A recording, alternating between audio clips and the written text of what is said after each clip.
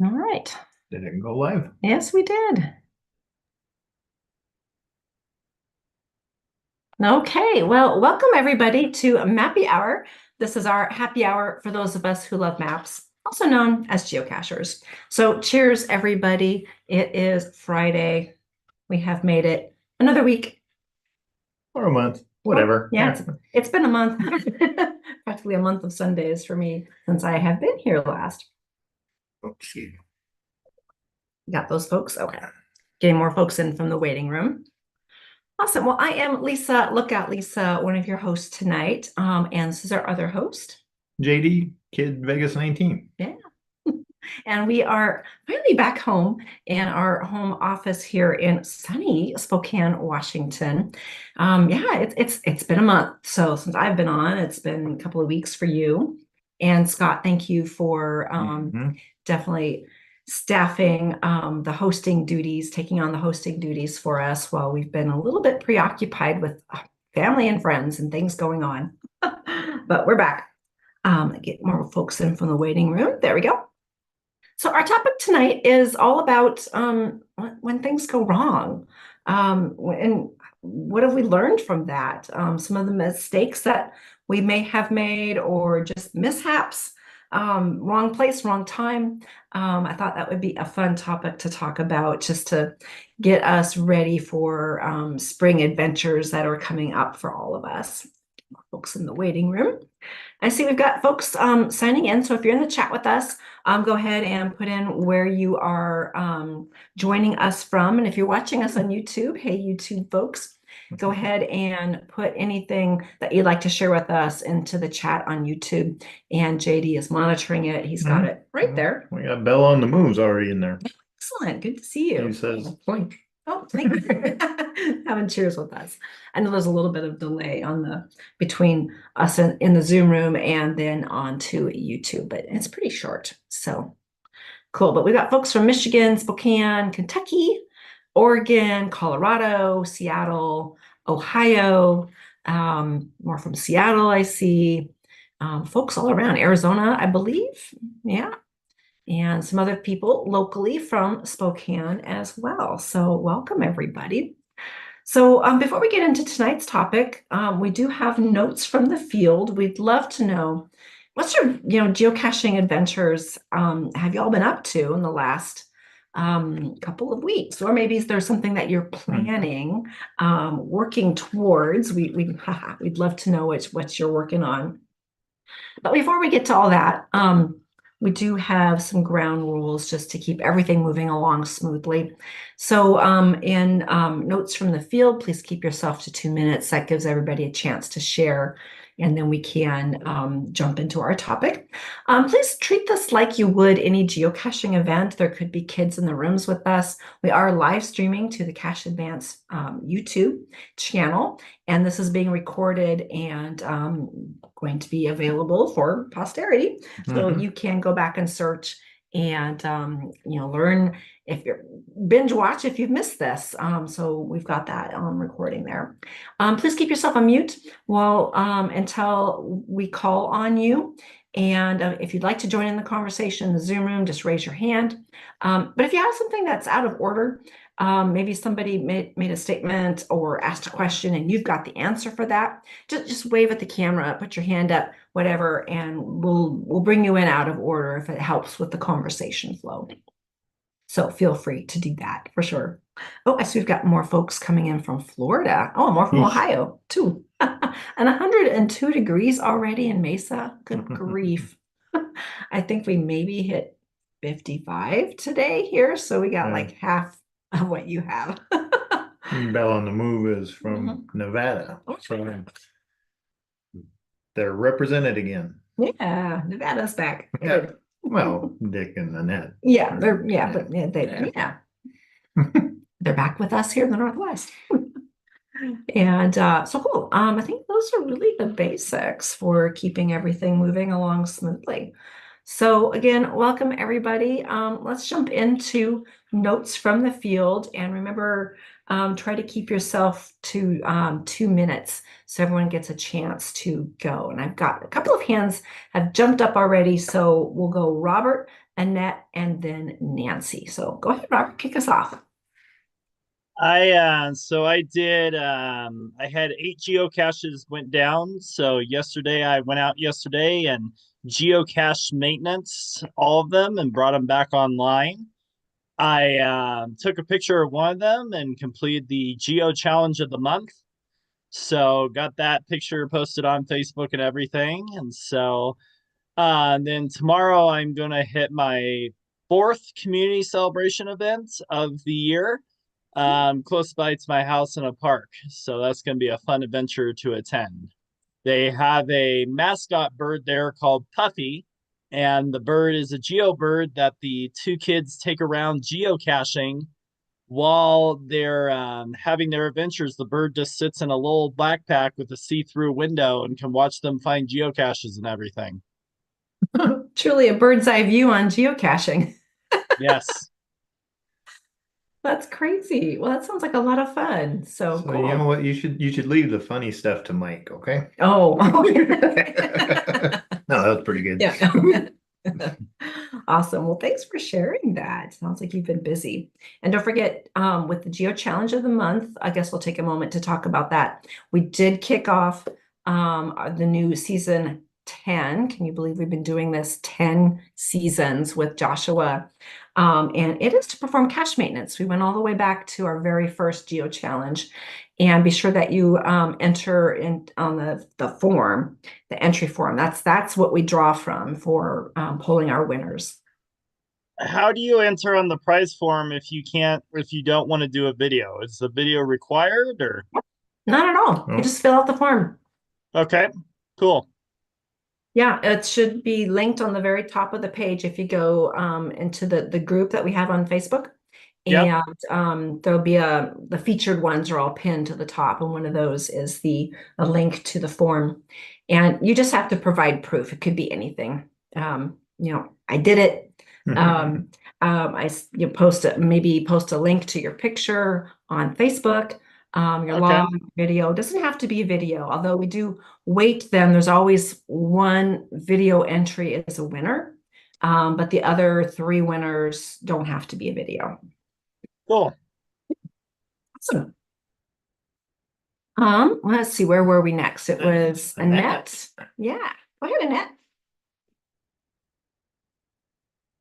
Thank you. We are back in Washington now, both of us. And on our transition trip up from Las Vegas, we took a route that only a geocacher would understand. We left Las Vegas and went to Southern California and finished up the caching across Southern California series of caches. We found 39 of the 42 placed caches. I know Scott knows about this because he was kind enough to post on the page that we had qualified for the gold reward. And we're looking forward to that in May. And then we also, on our zigzagging up the coast and getting those CASC caches, finished up on all of the caches in counties in California. So we're tickled to death to have both of those things behind us on our drive up and made it safely. And we're here now and caching in Washington. Well, welcome back. It's good to have you back. Thank you. Yeah. So obviously you're not at tonight's game, and I hear you're not going to be at Sunday's game. Right. I'm working tomorrow. Yeah. Okay.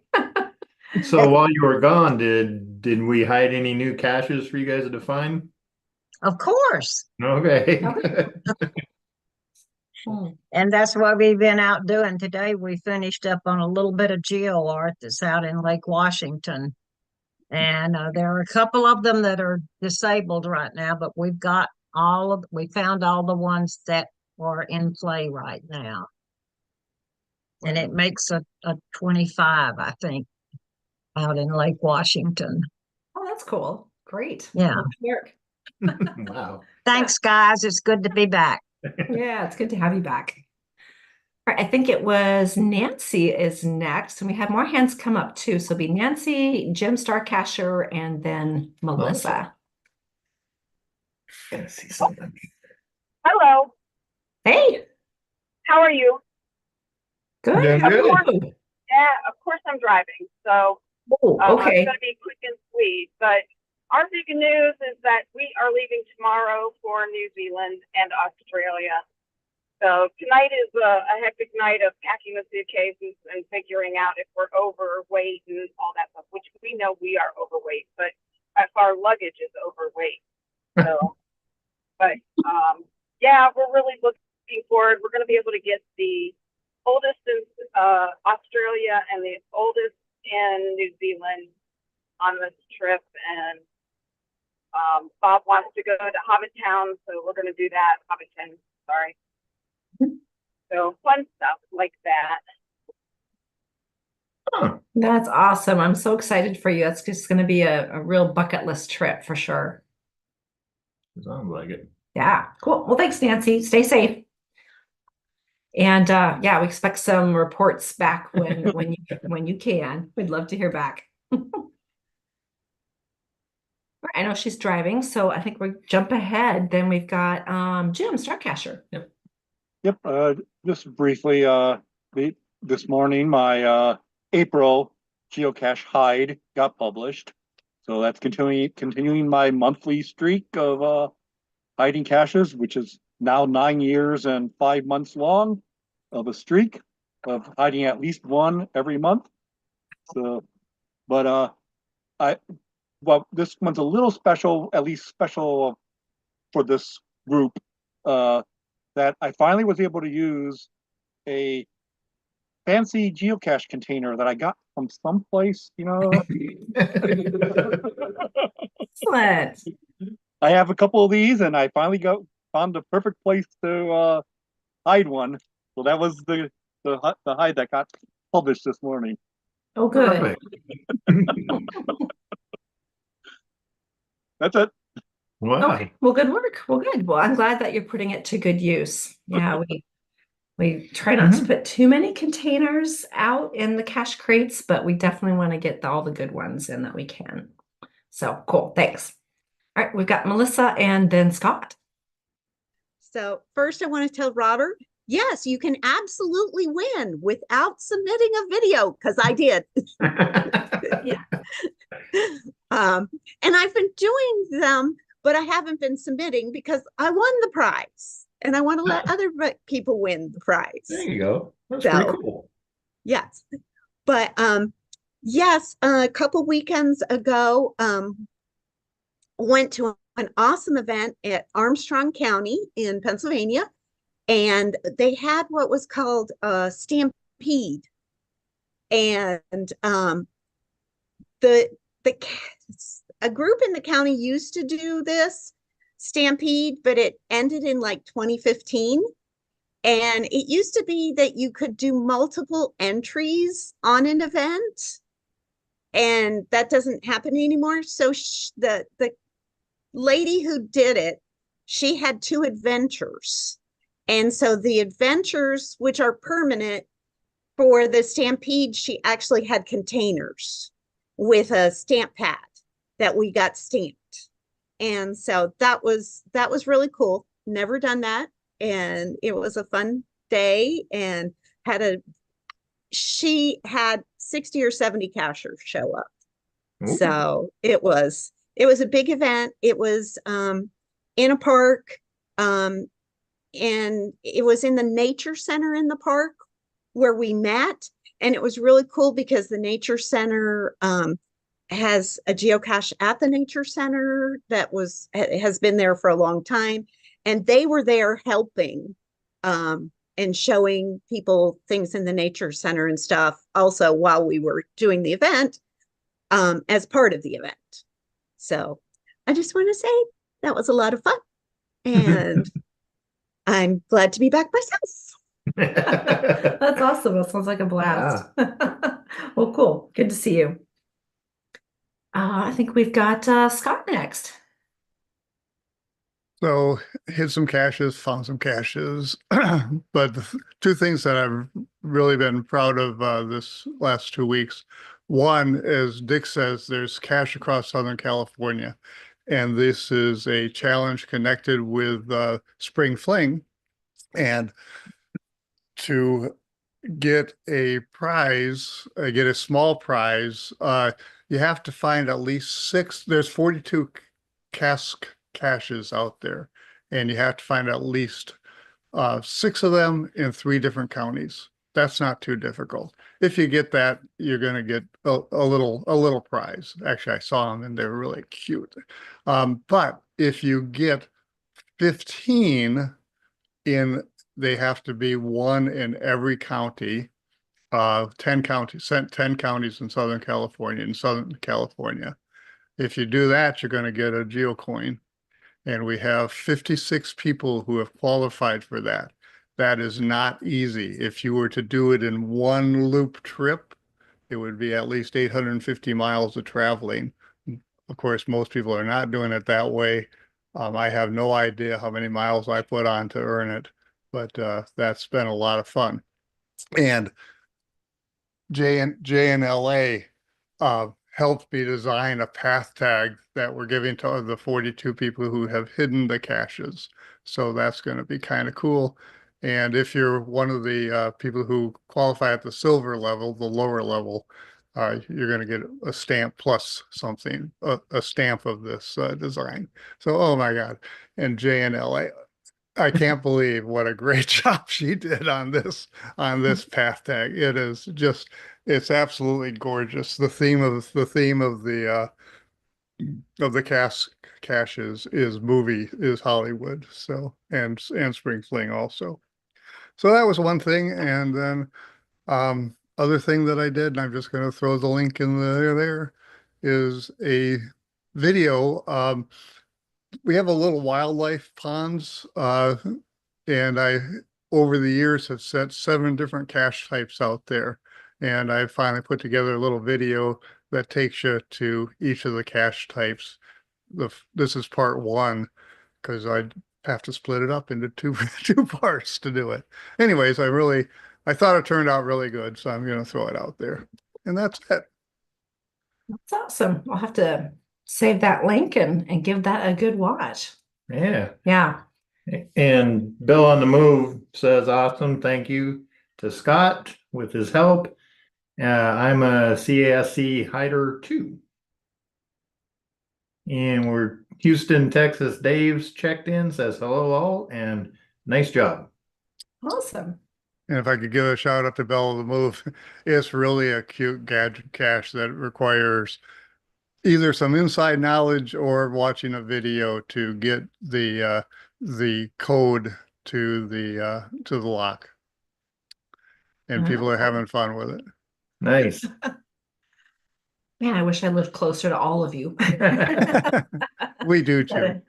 Yeah, or a helicopter on standby. Just drop in and do all these awesome caches. Well, thanks, Scott.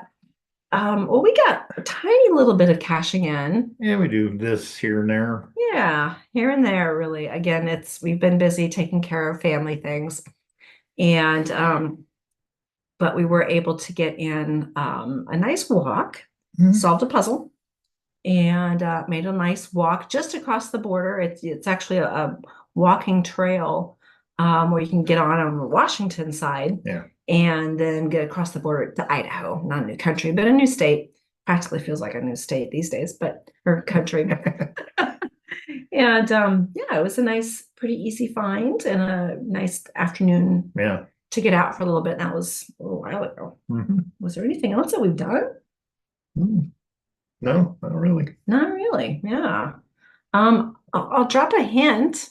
I had a wonderful interview yesterday with a couple of lackeys for the podcast, the Cash Like a Girl podcast, which the trailer is just out. But I'm working on editing and getting the series 1 out pretty soon. So stay tuned for all of that coming out very soon. It was a really fun interview, and just finished the editing of the interview part. Now I got to put it all together. I'm learning so much about podcasting, which is something I've been a guest on for years and years, but have never done one of my own. So yeah, it's been a lot of fun. So I think we've got Robert's hand is up. Are you ready to jump into our topic, or did you have something else Yes, there? that's why I did that, just for the topic. My Okay, go ahead. internet gets shut off at 7:30 in order to save money, so I just have Okay. to Oh, jump on when I can.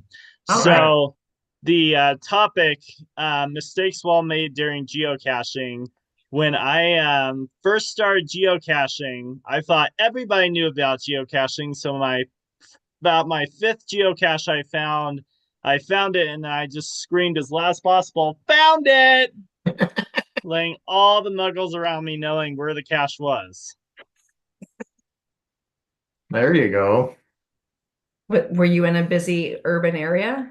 I was in a park with a lot of people playing dogs and people having picnics and kids on the swings.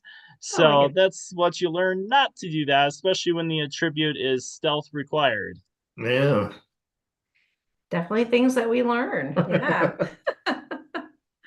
A lot of us have code words that we use when we're in I almost dare say muggle infested areas. One that we used for years was dingoes. Mhm. I know cow, or moo is Moo. one, moo. And then another one. I like our current one we Yeah, yeah, use. We got a body over here. yeah. Like that's not gonna draw attention. Nope, nobody will pay attention to that. Yeah. The best way to draw attention away from yourself, especially if you have a boyfriend, girlfriend, husband, wife, is kissing. That definitely has people look away. We'll have to remember that one. Mhm. We can deploy that one for sure. Yeah.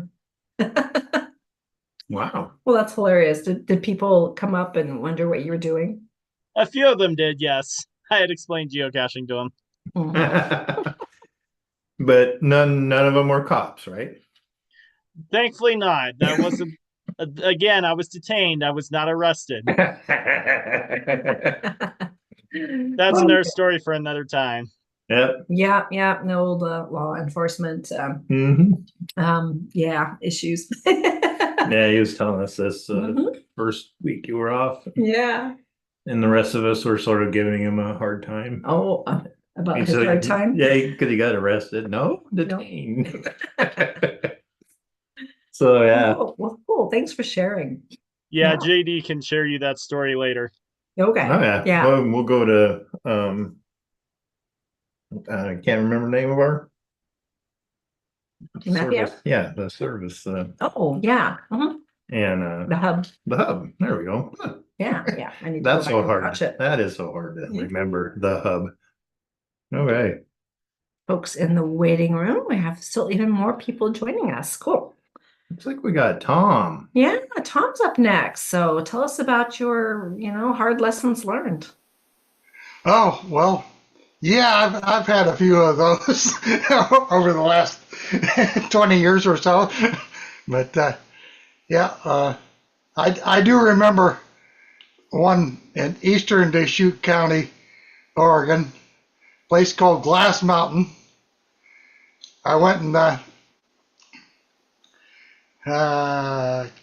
went and found the cache. There was a little bit of snow on the ground. First, I saw some rabbit tracks. Then I saw wolf tracks or something like that. Cougar tracks, I think it was. Then I got back to my vehicle, and I had a flat tire. And I was only 65 miles from Burns, which was the closest place I could get to on my spare tire. Yeah. Wow. I spent the night in Burns rather than come back home. Sounds like the safe thing to do. Yeah. One thing, my buddy Mac Tippins is scheduled to be back up at Middle Sister Lookout Tower in Idaho on July 1st. Okay. That's when they figure the snow's going to be gone enough for him to get there. So yeah, I do have a first to find waiting for you there. Still. Oh my gosh. Well, we'll have to try to work it in this summer. Yeah. There's a lot of things we got to work in. Oh, no kidding. Yeah. So, And so let's Tom, see. Yeah, my local cache, I had to move it about 180 feet. The one branch of the Klamath County Library closed down, and they moved to a new location. So I had a cache underneath the book return. oh, okay. They moved the book return down to the new branch, which is in Crescent, right across the street from my cache, Bigfoot's Bench. No, Oh, no. So they're too close? yep. Yeah. So yeah, but I moved the one that was under the book return farther up along the backside of the mall and called it's now the Gilchrist Mall. Okay. So okay, that's yeah, I haven't. Yep. Got Sunday I'm some for going to you. an event in Bend. Oh. So the other night we're watching Jeopardy, and your Blockbuster store was Yes. a Jeopardy center. I saw that. Yep. Yep, the one and only. Yeah. I just got a notification. Seahawks 12th man just logged that. Huh. That's It just fantastic. popped up on the side of my screen. So I don't know if That's great. anybody knows Seahawks 12th man. Maybe Annette Keep the does. cacher. Yeah. Well, cool. Very nice. Okay. Yep. Awesome. Yep. Thanks for sharing. Yeah, we love Jeopardy. We're turning into old geeks here, but we record it, and if we need just a nice quiet thing to watch, before bedtime, it's just the perfect thing to kind of wind down, and also get the brain engaged a little bit more. So cool. But that was really fun to see that come up about the last Blockbuster. So I think we've got Annette. Well, one thing that Skyalker and I learned, the first road caching trip that we took when we were still only friends who were geocaching together was to go to Mingo. And as we left Colorado Springs driving towards Mingo, there's a strip of challenge caches leading out of Colorado Springs. And we signed a good many of them. But the last two of the counties, where I think you had to have like 500 counties and 700 counties, we both looked at each other and said, we'll never get that many. No. So neither of us took the trouble to sign those. And now I think we're past one of them and very close to the other one. So several years ago, our good friends RX Gal and Scouting Forever said, never, ever pass up a challenge without signing it. And I know I've got good friends on here, one in particular, who will not sign a challenge until he gets ready to meet it. He'll sign it. But me, I'm not going to pass that sucker up anymore, especially when it's out of state. And I know that it's going to be hard to get back to sign that challenge. So sign it and then let good old Project GC keep up when you're qualified for it. And then you can log it at that time officially. Yeah. That's really, really good advice, Annette. I appreciate that. I've done that once or twice myself. I'm thinking I don't know if I qualify for this, but I think I'm close. So I'm gonna go ahead and sign it. And I'm so glad I did because like one was in Minneapolis area and it was a really hard challenge, but luckily I qualified. So once I figured that out, I was able to go back. This is back before the day of the checkers. So I had to manually do it, but I actually did qualify. So yeah, so good advice. Thank you for that. All right, we've got Scott next. Go ahead, Scott. So I think the most important thing that I learned doing Route 66 was stop and take your time. I use a Nuvi when I geocache, and I had all the stops on the Nuvi, and and what I was finding is I would reach a place and I couldn't tell if the Nuvi was going to take me onto the freeway because it was the fastest way to get to the next stop, or if it was the only way to get to the next stop. And I would make an instantaneous decision and either follow it or not follow it. And at least 6 times I made the wrong decision. So sometimes I would not follow it. I'd be going down the 2-lane road thinking, oh, this has got to be Route 66. And the record was 32 miles before I saw a sign that indicated to me that it was not Route 66. 32 miles is 32 miles the wrong way, 32 miles the right to get back to where you were, and you are now 64 miles from where you could have been. So it's basically like losing 120 miles. And I did that several different times, and I would what I learned is just when you have the question, stop and figure it out. It might take you 10 minutes to figure it out. That's a lot better than the 2 hours of going the wrong way. Um, and another time, I apparently had not put all of the locations on my Nuvi, and it's like, oh, okay, well, I guess the next one's 40 miles away. Why I would think that would be the case, I have no idea, but I drove 40 miles. I found an interesting thing. I thought, oh my God, this should be on Adventure Lab, and my gosh, it was. And I'd missed 40 miles worth of Adventure Labs.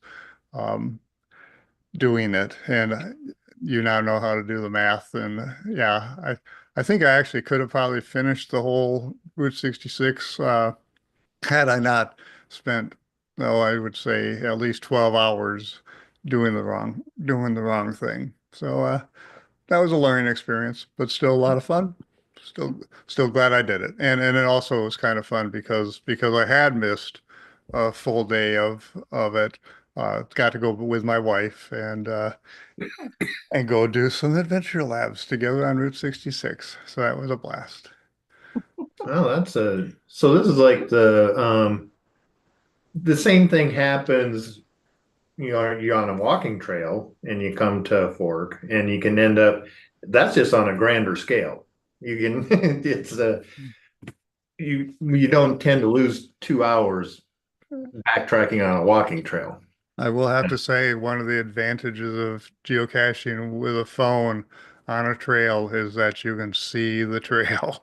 And so when the GPS arrow would point to the right and say you're 45 feet that way, by looking at the satellite view, you can see, yeah, but 150 feet up here is a switchback that's going to take me right over there.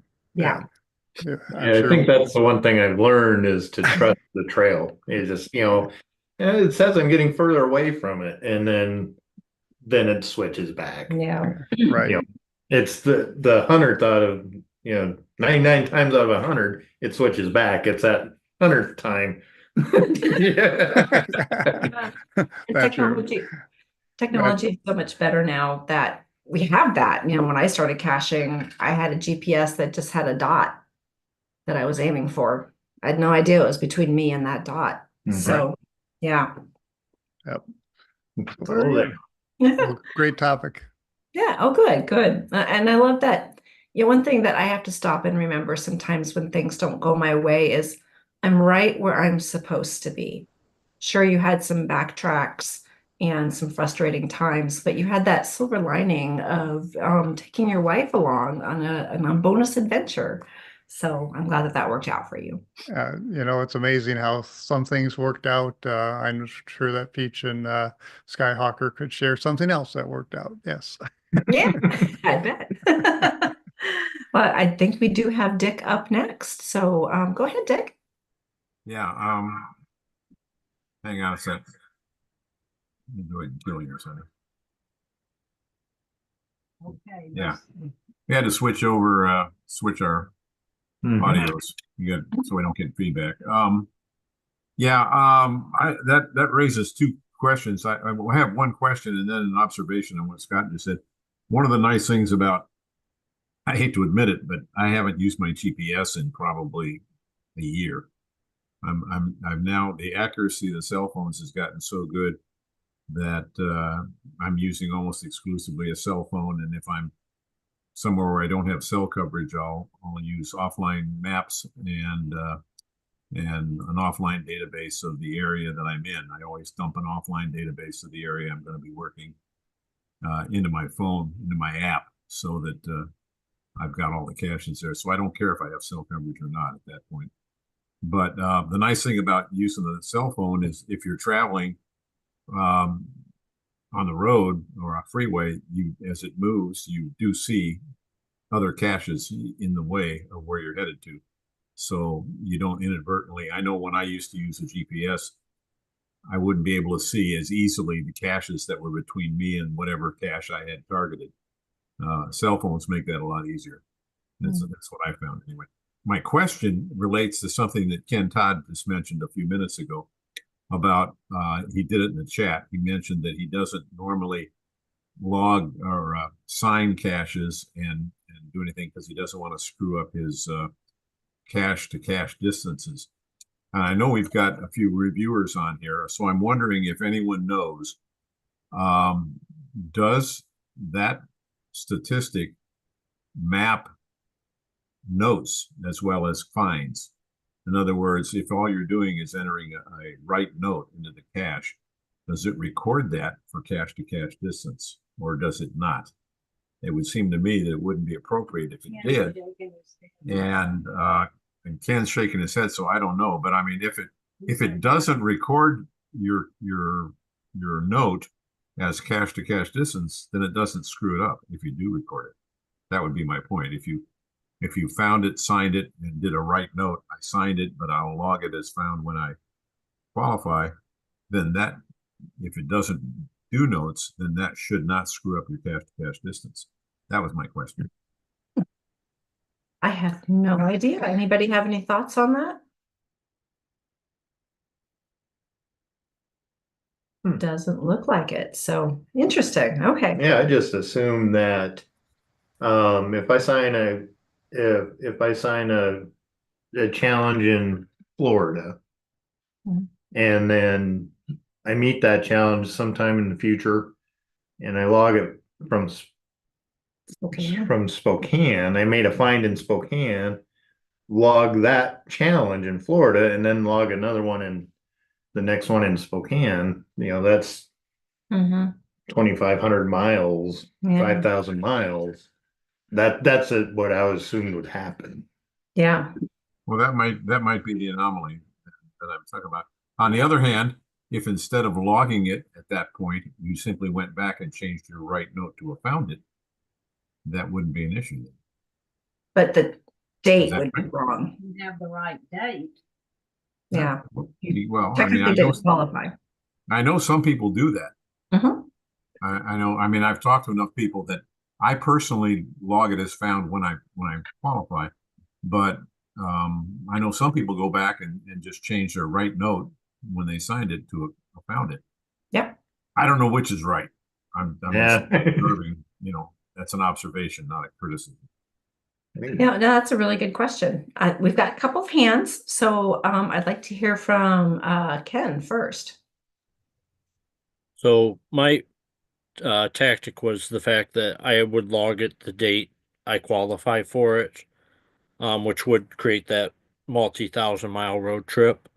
instantaneous, which is great for, trying to get to the moon. But the bad thing is if you go back and change your note to a found it, then you mess up your cache order. If you found, in Bob's case, a cache in 2012, log it in 2025, change it, you've just messed up, 25 milestones in between here and there too. So it's, as far as an official answer, it's probably like a first to find. Which way do you have it? But um that's not me as a reviewer, that's me as a player making a whatever and make sure I qualify myself there. But yeah, so that's just where I'm at with it. But I travel enough that I, for instance, found one of the Big Cal challenges out in Pittsburgh.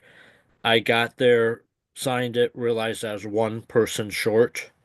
Ironically, if I'd walked down the trail and found that another of that hider's caches that were like another quarter mile down, I would have qualified for it, but I thought I was good. So it was just like, okay, about a year and a half later, I was driving through that area and I just went ahead and logged it because for mileage purposes, I was close enough. I just didn't want to put myself in a situation where I log a cache in Michigan and then say, okay, hey, when I was in Yuma that year, I found something and I'm gonna log that and make the jump. And it's a little exacerbated in my area because you're seeing a lot of people who will pre-sign their challenge caches to make sure they have daily streaks. So they'll sit there and find the challenge caches on all the days they don't want to go caching. So that part's put a bad taste in my mouth too, which it's how people play the game. I'm not criticizing it, but it just seemed a little cheap to me. So that's why we all play our game the different way, and so that no one's right, no one's wrong on it. But that's where my input came out of. Yeah, that totally makes sense. Yeah. And so I think it's HT Bob. Says no one I know cares about cache to cache distance. Well, Bob, now you do, buddy. Maybe some of us do. Is this It's something I never did. so when I started, I don't think Project GC was around. I know I didn't know about it. So I went to my friendly local travel bug dealer and bought one. It was magnetic at the time. Oh, yeah. And then I would visit that travel bug with every find. I would visit that cache, and then it turned to where you could uh, do an action for that travel bug. And so now whenever I log a cache, it automatically does that. And then that was my way of tracking my mileage. And then now that point, I still do it. I don't know why, because I believe it's Project GC. There's a stat, your cache to cache mileage. And so but yeah, and I have no idea why I feel this is important, but it is. And I would use a travel bug as well to track my business mileage when I was driving to geocaching events that I vended at. So I would, drop the tag in my home location and then drop it in the event that I was attending. And it was literally on my vehicle, so people could discover it when I drove to the events and then back. And I was able to use that literally as part of my taxes for my business mileage. I haven't done that anymore because I fly pretty much all the time now. But yeah, I did that for many years. No. So Houston, Texas, Dave, I'm late on this comment here. He says the Route 66 Adventure Labs sounds like fun. And we have a on good word that it is. Yep. And we've done a few of them. We've done a few of them ourselves, yes. Yeah. And he's also saying happy Easter to all of us. So that's good. Happy Easter back to you. Well, we've got a couple more hands have come back up, so we'll jump to Tom and then Jim Starcasher. So, yeah, many years ago, I found a cache on Route 66, the untraveled part, I had to go across a barbed wire fence that was stretched across Route 66 east of Parks, Arizona. Wow. uh, and I've also done the one at the eastern end of Route 66 in Chicago. And I do remember doing a couple in California on Route 66 on so that was before Adventure Labs were thought of. Yeah, yeah, exactly. Mm-hmm. So, and so, okay, I was going to tell you about my wife was in New York State. I did a cache in Oregon, and my wife said she was going to the Erie Canal and going kayaking with our friend. And I called her, and I knew where she was going to be kayaking from, and so she found a cache. While I was on the phone with her, I told her exactly there was an offset in the canal, and it was straight in line with that offset. So, and about 100 feet from the edge of the canal, and she found it. So we got two caches 2,000 miles apart on the same day. Mm-hmm. Yep, same There's account. there's a lot of caching teams that do that when you've got a couple or a family that Exactly. share That one count. login. Yeah. So that throws things off potentially, but that again, it's how we play the game. So you Yeah. had fun talking with her and doing that adventure, and I hope she had a good time too. Yep, and yeah, and I do remember in Florida, I found a cache within 100 yards of the Atlantic Ocean, and 2 days later, I found a cache within 100 yards of the Pacific Ocean. Nice. Well done. Yeah. Cool. Well, thanks for sharing that, Tom. Yeah. So we've got Jim Starcasher next. Yeah, I just want to put my 2 cents in on the challenge issue that we were talking about. One of the things I try to do, if I do pre-sign and then later qualify, I have a few of these still pending, is I know I qualify for it. I want to do that found log on that thing that I had pre-signed, but I'm just going to wait until I at least get into the general area of where that cache was before I log that. That way it's not that much of a, Okay. Mm-hmm. I'm maybe, 20 miles one way, and then I'll log, I'll just throw in, okay, now I'm going to log the find on that one, and then go back to the ones I'm actually finding. So that's that, so I have a few of those pending. I mean, if I never get to that area, I probably will eventually do the log, do that found log, and but if I don't need to do it right now, so they're just pending. I'll get to them eventually, maybe.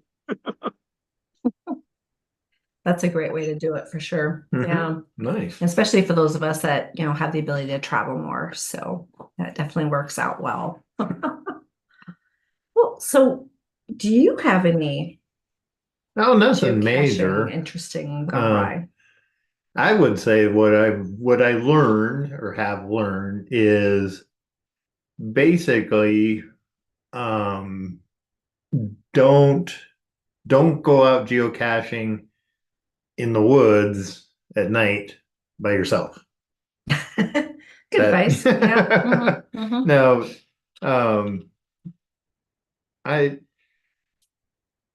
I don't tend to get scared by people. I tend to scare people, when I'm by myself walking at them. Mhm. But I learned I don't tend to scare animals that are trying to eat their dinner. Mhm. And so, yeah, it's not I would say that's the biggest lesson I've learned. Mhm. You know, after the the first lesson we all learn is, you know, you don't need to follow the arrow and bushwhack to meet up with the trail. Right. Yeah. Mhm. But we still do it. Yeah. We have a saying for it, Straight don't we? line it. Yep. And hard way in, easy way Anyway, out. that, Yeah. that one too. Yep. Mhm. Yeah. So Mhm.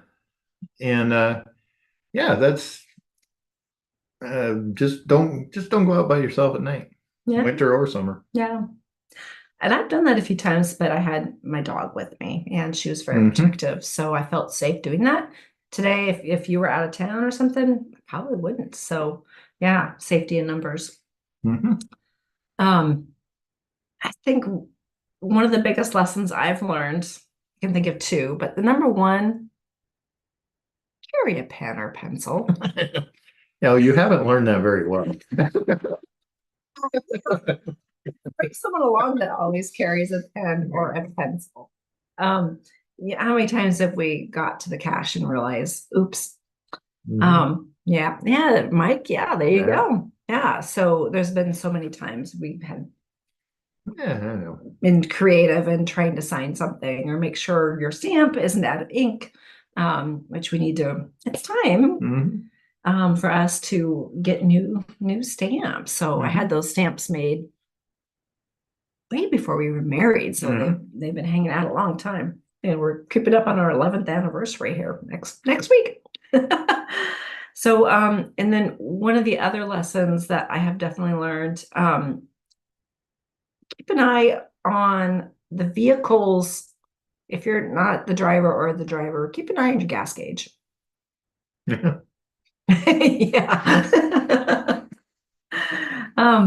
Yeah, I'm sure some of us might have run out of gas while we're out geocaching. On a steep grade. Yeah, we had quite a scare coming down the Ruby grade. It's very steep, one way, only room for one vehicle. You know, it's on a really steep side hill, so you know, you make a mistake, you're diving, you're not gonna make it. Put it that way. And our driver, we were with a group of friends, and our driver, we ran out of gas, and No, not really, but continue. at the angle that the vehicle was there, where the gas was coming into the engine, it wasn't enough to run the engine, and you also lose power brakes and power steering. And it was a big SUV with lots of people in it. And it was a real struggle for our driver to get us safely down. No, the thing is, we didn't notice it right away until our driver Ross. I mean, he's fighting this. It's like, and we're sitting there. Ross, is everything okay? We're out of gas. we knew before we hit the grade that we were low. Yeah. But the tilt then, all the gas in the gas tank moved forward, and the pickup was in the back of the gas tank. So, but as soon as we got level at the bottom, hey, we're good to go. We got another 27 miles before we need gas. The gas splashed back and we made it all the way to concrete, I think it was, to get gas. So for sure, watch your gas gauge and pay attention to where the next gas might be if you are driving. And if you're hiking, carry water. We've got to keep ourselves fueled as well. You know, I've been in one I can remember was actually doing the alien head geo art out on the ET highway outside of Rachel. And I did not bring enough water with me. And it was just we started early, you know, even before sunrise, but it got hot. This was August. It warmed up pretty quickly. We made it, but I was hot and thirsty towards the end. And if I had any health issues, it might have been a problem. Luckily, I didn't. So yeah, so keep an eye, carry a pen, keep an eye on your fuel, whatever that is, fuel for you or fuel for your vehicle, however you are moving. And fuel for your phones. Battery power, that's another one. How many of us have run out of battery power? So I think we have JNLA's hand went up. Yeah, hey there. Hi, I was thinking of one of my biggest mistakes that I made. I was pretty new, came up with this really hard geocache. I'm like, I'm gonna take this coin that I got, my very first trackable that I had earned at an event, and I'm gonna use it as my first to find prize. So I gave it to the people that had found the cache and noticed that, of course, I'm new, so I didn't know better, but I noticed that this thing had never been activated. I'm like, what is going on? Why isn't this getting activated? So I sent him a note. It says, hey, I activated it for you because I still have the code and everything. And if you want to adopt it, you can. And well, here 15, no, 10 years later, they finally contacted me at an event and said, hey, I found that coin you gave me. Did you want me to go ahead and adopt that? So it was in my travel stuff for the longest time, and I was giving it to everybody to discover. So anyway, I made a little proxy for it, but nope, got to get rid of my proxy, and I don't get to share the code anymore. And then I said, well, I know it was activated, and I know I shared it. If you really feel you need to delete the logs, I'm not going to be offended. Just let people know why. But yeah, don't activate other people's trackables. When you're new, you need to know what to do with the darn things. Mhm. That's interesting. Yeah, that's happened to me. Yeah. Yeah, where I was supposed to have a trackable. One was actually a caching card for going caching. When they became trackable. I don't think we actually attended that event, but we Yeah, had that bought year, yeah. that year, but we had sponsored it and had cards, and somebody activated our card. And I don't think I ever got it back after multiple tries. So Mhm. so they changed their methods after that and let you activate them first. No, Well, they they activate them then and you then you adopt adopt them. it from them. Yeah. Yeah. Cool. Yes, well, we're Got coming up on the Tom. top of the hour, but I see we do have another hand. So, Tom, go ahead. Yeah, okay. If by any chance it's going to get dark while you're going down into a canyon, make sure that you have a good light source and a compass.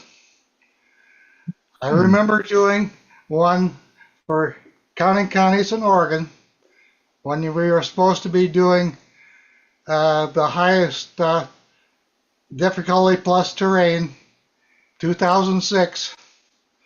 I started down into the Rogue Canyon at 8 o'clock in the morning, and I got back to my vehicle 9 o'clock that night.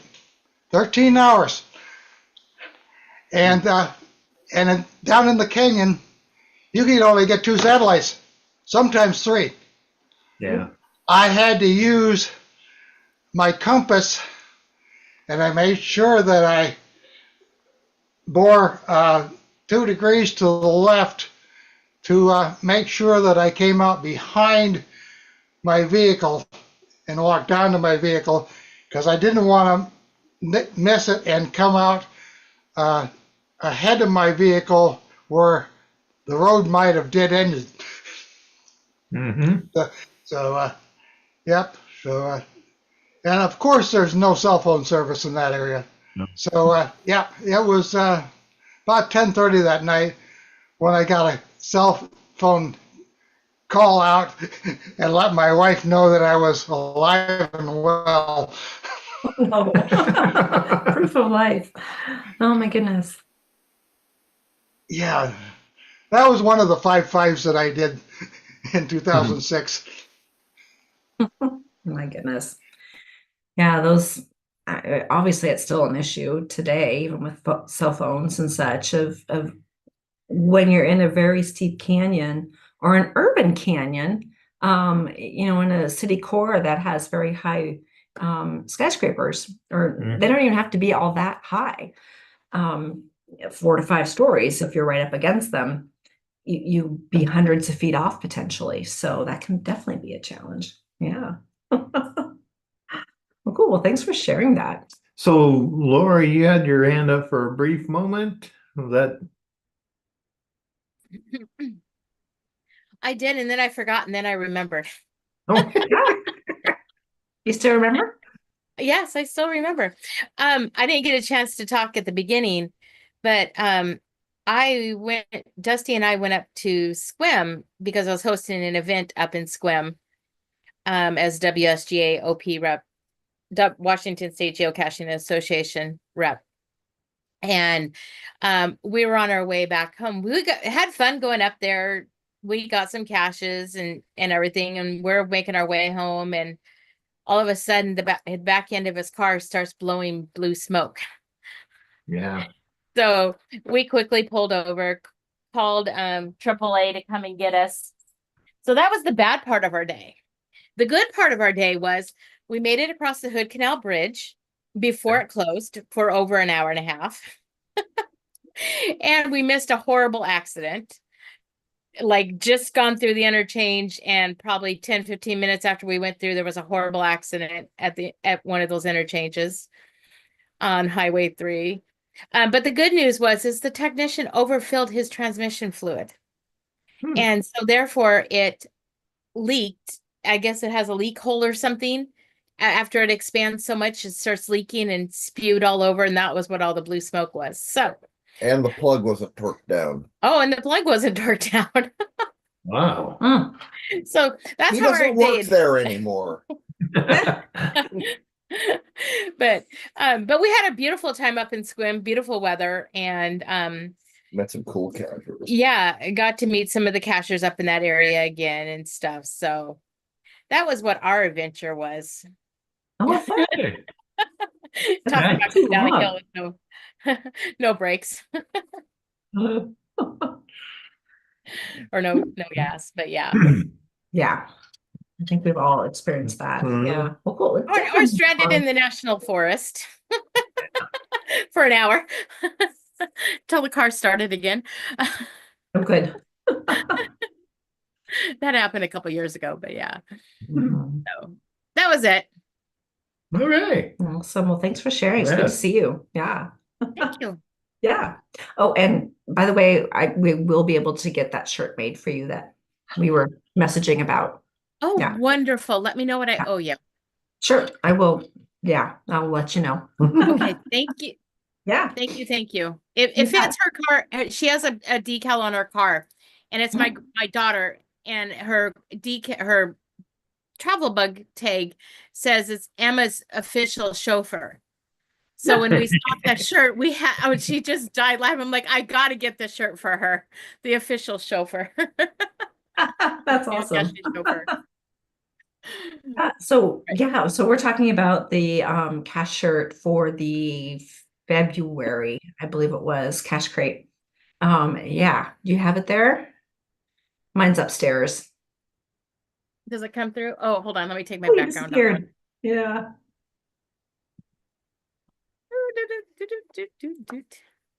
I was just wearing my I think it's back on the wash. There you are. That was a fun design. So yeah, that's like a military olive green and then khaki color for the print on it. So yeah, maybe I'll have to get that up on the website. We don't always put all of our Cash Crate shirts on the website, but maybe other people might want that one. Yeah, that's why I messaged you, because I did look on the website first, just in case. Yeah, and that we didn't have it up there yet. Yeah, or at all, actually. So, cool. Just reading catching up on the chat. Okay, looks like we're good to go. Yeah, so thank you, everybody. It's been fun hearing about our caching adventures. Did we have any other ones that we want to, or misadventures, I should say? I'm just wondering if this episode is sponsored by Cash Advance or Cash Crate Pen. Well, not specifically. Oh, okay. Although that is such a thing. And they do go into the Cash Crate every now and then. All of our members get special pens, or even Write in the Rain type space pens, technically.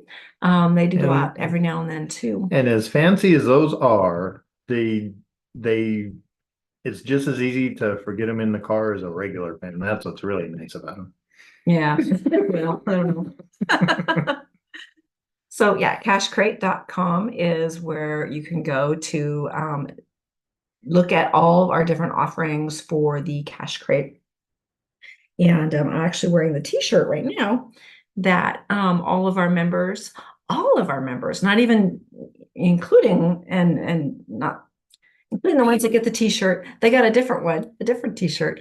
But all of our Cash Crate members received a t-shirt for the Yay. official membership for 2025. We got some new equipment in, so we're able to bring our prices down and get t-shirts to everybody. And then our Hero Crate members, this was part of the spring Hero Crate. I love this. It's a super cozy I like it's the color zip up. stone. Yeah, and it's a zip up. So Mhm. if you're, like me, you're hot, you're cold, you're hot, you're cold. So you need to be able to zip and unzip, and it also has a nice hood as well. So yeah, all of our Hero Crate members received this one and the t-shirt inside of the spring Nice. Hero Crate that went out last month as well. So Mike said he's got a couple of spare pens. Good. Oh yeah. And were you going to say something? No, I feel like I interrupted you. no. Okay. Perfect. Yeah. So I guess tonight's episode obviously is sponsored by the Cash Crate, but we also have the Mother's Day mystery box is for sale. I'm going to look up the link for that while Bob's Bob got his hand up. gonna So, Hey, reveal Bob. his story. yeah, go ahead, Bob. I was letting you finish. Oh, I need to go find the link. So go ahead. Oh, okay. I wasn't on when you guys were doing caches from the field or whatever. We are flying to New Zealand and then Australia tomorrow. Oh, maybe. Oh, Nancy said she already told you that. Yeah. Yeah. Well, she just told her side of the story. What's yours? Well, I can guarantee that if I find a challenge cache down there that I don't qualify for, You're signing. I am not waiting until I am in the area to log the find. It just means you need to go back again, is what that means. And That's okay. I'm good with part of my thing on Australia is my dad, and this is kind of a way of honoring my dad. My dad, probably about the time and since Crocodile Dundee came out, he always wanted to go to Australia. Mhm. And I don't know how many of other of you's dads or grandfathers did that. But I remember when he was in hospice, and the attorney we had just finished selling Dad's farm, and the attorney gave me the check. And I remember staring at that, and I was like, dang it, Dad, you had plenty of money to have gone to Australia. And he also wanted to go to Alaska. He never made it to Alaska. I said, you had enough money to go to all those places you ever wanted to go to, and then you didn't go. So I think sitting in my vehicle that day, I was like, I'm going to try my best not to let that happen. So in some way, this trip's it's for my dad. Oh, okay. I love that. Yeah. Well, you guys have a great time and make some good memories while you're there. I have no idea what time it will be. I think we'll be in Wellington in 2 weeks. I have no idea what time of the morning or night that will be, but we will figure it out for Mappy Hour. We'll try to get in. I have not. It's hard enough for me just to know that what time we actually are getting there, let alone what time it'll be back here, and then to add 3 hours to it and what time it's in Washington. So Well, I know for most of our Australian friends, it's around 10 a.m. in the morning on Saturday for Mappy Hour. But Australia is a big area, so depending on where you are, it might be we're different going times. to we won't be in Australia by the time 2 weeks rolls around. We're flying from Detroit to Houston, then Houston to Auckland, then from Auckland to Sydney. And yes, I realize had we been thinking ahead of time, we'd have gone direct to Sydney. We've already been through that. But we're going to go to Sydney right after we get to Auckland. So we'll be in Sydney Monday through Friday next week, which is, I think, your Sunday through Thursday. And then we will be in Auckland. We're going to go to Hobbiton on the following day, Sunday, Easter Sunday. We're going to be in Hobbiton. And then we're going down to Christchurch, where we're meeting up with our friend who didn't think she was going to get to go because she fell in the shower and broke her foot. Right. And they weren't going to let her fly. So then we're meeting her because her husband and son are going on a hunt to hunt red stag. And that's the whole reason we're going, because she invited us to go because she was going to be bored by herself. And so, because if we were going to go, we'd have gone more into their summer, which would have been nicer weather. But anyway, so then we're going to spend that week with them. And then I think that Friday we're going to Wellington, which will be Mappy Hour Friday. So, Right. and Wellington is 2 hours east of Sydney. So whatever time you're calculating for Sydney will be 2 hours or later. So Bob, I looked it up and it's currently 2 p.m. on Saturday in Wellington. Okay, so we will be. So it looks like 1 o'clock p.m. on Saturday. It's not on Friday, it's on Saturday. It's on Saturday. Get ahead. Yeah.